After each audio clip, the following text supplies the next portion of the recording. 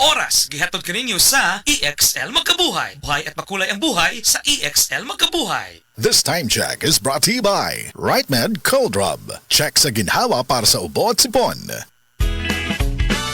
Ipatak-patak ang punjisol sa kati-kati ng katawan, tulad ng buni, alipong at an-an.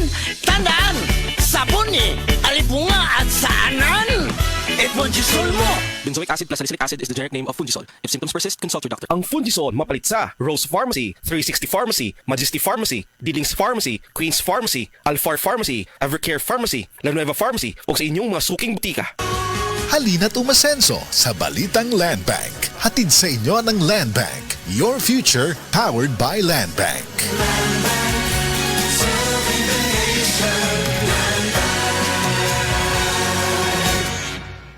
Ang respiratory diseases usa sa nagunang hinungdan sa kamatayon dinhi sa Pilipinas. Busa siguraduha nga himsog kanunay ang imong baga aron makalikay sa mga sakit sama sa lung cancer, COPD, tuberculosis ug uban pang sakit sa baga. Uban sa saktong diet, exercise ug pahuway, pag-inom og Vitalungs capsule.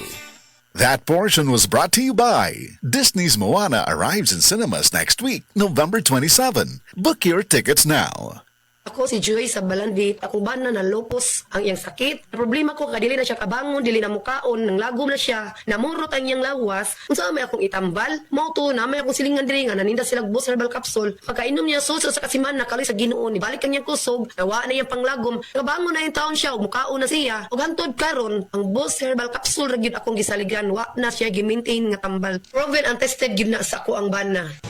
Wow! Lechon! Pero basin di may lisan og magka-heartburn. Try Cremelas Cool Relief Liquid. Lami, barato pa. Kung aslo mang kuto-kuto o nanginit ang dughan, pag Cremelas Cool Relief. Sodium alginate plus sodium bicarbonate plus calcium carbonate is the generic name of Cremelas Cool Relief. If symptoms persist, consult your doctor. Breast cancer. Ang delikado ug mamatay ni nga sakit nga cancer sa mga babae. Mag Life Extension Vitamin D3 na mo. Rekomendado sa mga medical doctors. Aprobado sa FDA Philippines ug FDA USA. Sukla nato ang breast cancer. Mapalit sa mga butika. Mga bay, lamigin mo kaon og lechon, sutukil og nilarang. Pero hinahinay lang kung masobrahan gani basin dili mahilisan o magka-heartburn pa. Kani kay ang pagbati og kaaslom sa ginhawaan na ay gibati nga burning sensation sa dughan unya murag kasukaon. Syempre, dili nako magsigig antos na ay Cremelas Cool Relief motabang kini og hatag alibyo sa heartburn ug ang pagkadili mahilisan para padayon ang paglingaw-lingaw. Cremelas Cool Relief liquid ni na lami og barato pa kay 31 pesos SRP lang kada sachet. Alagang yun nilabyan. Sodium alginate plus sodium bicarbonate plus calcium carbonate is the generic name of Cremelas Cool Relief. If symptoms persist, consult your doctor. Ang mahugaw nga colon na makadaot sa lawas. Dakong mahinabo nga mahilo ka og sa kadangatan mag-develop ini sa colon cancer kung ato pasagdan ang large intestine. Ang hugaw nga colon ang pinakauna nga silent killer. Ang kamatayon magsugod sa colon. Mag-inom sang Super Fiber, the fast-acting colon cleansing product approved by the FDA Philippines. Ug para sa mas maayo nga resulta ubanon sa pag-inom ang Life Extension Vitamin D3 kag Super Fiber. Para sa himsog kag maayong digestion, mag-inom kada adlaw sang Super Fiber. Mapalit sa mga butika. That time check was brought to you by ACS Manufacturing Corporation, ISO certified world-class quality. ACS. Subay sa panuki-nuki gikan sa Enero hangtod sa Setyembre tuig 2022. 6.4% sa mga Pilipino ang diabetes mellitus mo'y hinungdan sa kamatayon. Ang akong gipamati, malipong ko, taas akong sugar. Daghan yung kayong pasalamat sa Koy Herbal Capsule. Ang akong sugar ni minus na, imbis 200, nahimo na lang 180. Nawa nang akong panglipong. Inom kanunay sa the original Koy Herbal Capsule. Makatulo sa usa ka adlaw. Aprobado sa FDA. No approved therapeutic claims. Pagbasa sa 10 kabanata ng Aklat ni Juan, ang talinhaga tungkol sa pastol, talata 1 hanggang 42. Pakatandaan ninyo, ang pumapasok sa kulungan ng mga tupa nang hindi sa pinto nagdaraan kundi umaakyat sa di dapat pagdaanan ay magnanakaw at tulisan. Ang tunay na pastol ay sa pintuan nagdaraan. Pinapapasok siya ng gwardya at pinapakinggan ng mga tupa ang kanyang tinig. Tinatawag niya ang kanyang mga tupa sa kanilang pangalan at inilalabas sa kulungan. Kapag nailabas na, siya'y nangunguna sa kanila at sumusunod naman ang mga ito sapagkat kilala nila ang kanyang tinig. Hindi siya sumusunod sa iba kundi patakbong lumalayo sapagkat hindi nila kilala ang tinig ng iba. Sinabi ni Jesus, ang talinhagang ito, ngunit hindi nila nauunawaan ang ibig niyang sabihin. Kaya't muling sinabi ni Jesus, pakatandaan niyo, ako nga ang pintuang dinaraanan ng mga tupa. Ang mga nauna sa akin ay mga magnanakaw at mga tulisan, ngunit hindi sila pinapakinggan ng mga tupa. Ako ang pintuan. Ang sinumang pumapasok sa pamamagitan ko ay maliligtas. Papasok siya't lalabas at makakatagpo ng pastulan. Dumarating ang magnanakaw para lamang magnakaw, pumatay at manira. Naparito ako upang ang mga tupa ay magkaroon ng buhay, ng isang buhay na masagana at ganap. Ako ang mabuting pastol. Iniaalay ng mabuting pastol ang kanyang buhay para sa mga tupa. Ang bayaran ay tumatakas kapag may dumarating na asong gubat. Iniiwan niya ang mga tupa, palibhas ay hindi siya pastol at hindi kanya ang mga ito. Kaya't sinusunggaban ng asong gubat ang mga ito at binubulabog. Tumatakas siya, palibhas ay bayaran lamang at walang malasakit sa mga tupa. Ako nga ang mabuting pastol. Kung paanong kilala ako ng Ama at siya kilala ko, gayon din naman, kilala ko ang aking mga tupa at ako'y kilala nila. At iniaalay ko ang aking buhay para sa aking mga tupa. Mayroon akong iba pang mga tupa na wala pa sa kulungang ito. Kinakailangan sila'y ipasok ko rin at papakinggan naman nila ang aking tinig. Sa gayon magiging isa na lamang ang kawan at isa ang pastol. Dahil dito'y minamahal ako ng Ama sapagkat iniaalay ko ang aking buhay upang ito'y kunin kong muli. Walang makakakuha ng aking buhay kusa ko itong ibinibigay. Mayroon akong kapangyarihang ibigay ito at kuning muli. Ito ang utos na tinanggap ko sa aking Ama. Dahil sa mga pananalitang ito, hindi na naman nagkaisa ng palagay ang mga Hudyo. Marami sa kanila nagsabi, talaga sinasapian na ito ng demonyo at nababaliw. Bakit ba kayo nakikinig sa kanya? Sinabi naman ng iba, hindi nakakapagsalita ng gano'n ng isang sinasapian ng demonyo. Nakakapagpagaling ba ng bulag ang demonyo? Taglamig na noon at kasalukuyang ipinagdiriwang sa Jerusalem ang pista ng pagtatalaga ng templo. At habang naglalakad si Jesus sa templo, sa portiko ni Solomon, pinaligiran siya ng mga Hudyo at sinabi sa kanya, hanggang kailan mo ba kami ilalagay sa alanganin? Kung ikaw nga ang Kristo, sabihin mo na ng tuwiran. At sumagot si Jesus, sinabi ko na sa inyo, ngunit ayaw ninyong maniwala.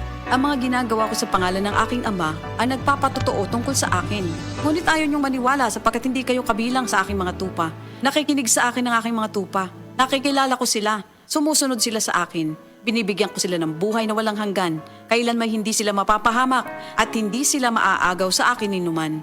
Ang aking Ama na siyang nagbigay sa kanila, sa akin, ay lalong dakila sa lahat at hindi sila maaagaw ninuman sa aking Ama. Ako at ang Ama ay iisa. Ang mga pinuno ng mga Hudyo'y muling dumampot ng bato upang batuhin siya.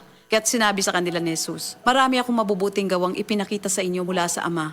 Alin ba sa mga ito ang dahilan at ako'y inyong gustong batuhin? Sumagot ang mga pinuno ng mga Hudyo, hindi dahil sa mabubuting gawa kaya ka namin babatuhin, kundi dahil sa paglapastangan mo sa Diyos, sapagkat nagpapanggap kang Diyos, bagamat tao ka lamang. Tumugon si Jesus, di ba nasusulat sa inyong kautusan? Sinabi ko, mga Diyos kayo. Mga Diyos ang tawag ng kautusan sa mga pinagkatiwalaan ng salita ng Diyos at hindi maaaring ipawalang bisa ang sinasabi ng kasulatan. Ako'y pinili at isinugo ng Ama. Paano ninyo ngayon masasabing nilalapastangan ko ang Diyos? Dahil sa sinasabi kong ako ang anak ng Diyos? Kung hindi ko ginagawa ang mga pinapagawa ng aking Ama, huwag niyo akong paniwalaan. Ngunit kung ang ginagawa ko ay ang mga ito, paniwalaan ninyo ang aking mga gawa kung ayaw ninyong maniwala sa akin. Sa gayon matitiyak ninyong nasa akin ang Ama at ako'y nasa Kanya. Kaya tinangka naman nilang dakwin si Jesus, ngunit siya'y nakaalis. Muling pumunta si Jesus sa ibayo ng Jordan sa puok na dating pinagbautismuhan ni Juan.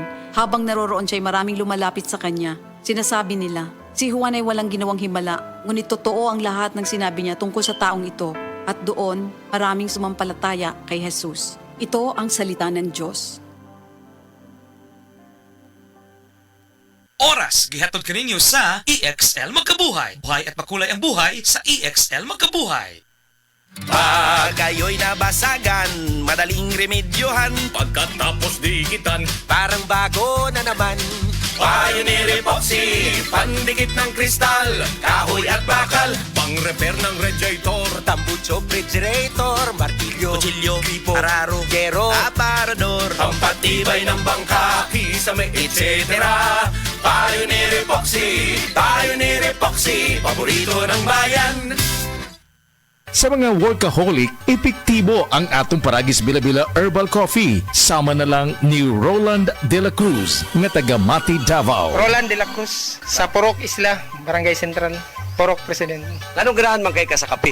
Sa Bila-Bila Coffee, laskig ang imong lawas o mayo ang imong lihok. Basta laskig niya kondisyon, makalihok pag may sa trabaho. Kung di ka kainom, mura magluya na ka? Murag luya-luya, lahi ra gyud. Tungod kay nindot gyud ang Bila-Bila Coffee. Kini ginama sa GFMQ Marketing kay sa Paragis Bila-Bila. Dili na ka mag-agwanta pa. Nidutag Ani akong lula, uy. Lagi, bisan mo sa kagatos na ang iyang edad. Bas ko mo alito man gihapon. Usa man ang imong tambag nga to sa mga gusto mo abot kung usa kagatos ang edad, lula. Gadop og sakto, kaon og otadon, lakaw-lakaw og ayaw kalimti ang pag-ampo. Mao ka na ang sikreto sa paglahutay, apo. Salamat, lala. Inspirasyon kit ka sa mga nagtubo nga henerasyon. O sige, ato nang ipasigar po. Adto na ko.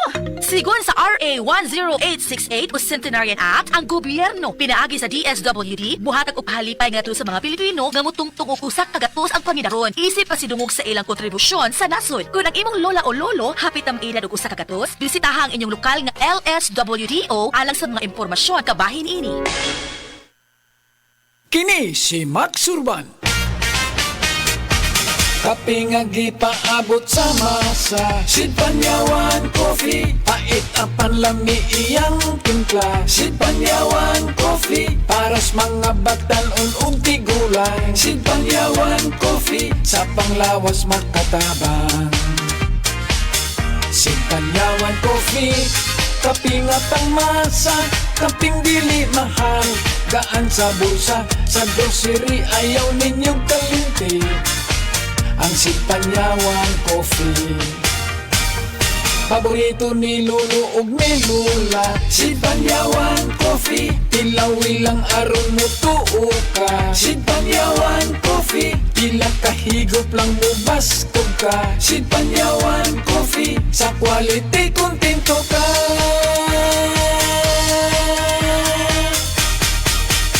Produkto sa Sid Marketing Incorporated. Mga kababayan, ang pagbabakuna ay subok, epektibo at ligtas na proteksyon na ating katawan laban sa mga sakit. Kaya naman, simula sa ika-7 ng Oktubre, sa pagtutulungan ng Department of Health at ng Department of Education, maaari nang makapagbakuna ng libre sa mga pampublikong paaralan. Hindi lang ito para sa ating mga anak, kundi para rin sa karamihan. Sa isang bagong Pilipinas, bawat buhay mahalaga.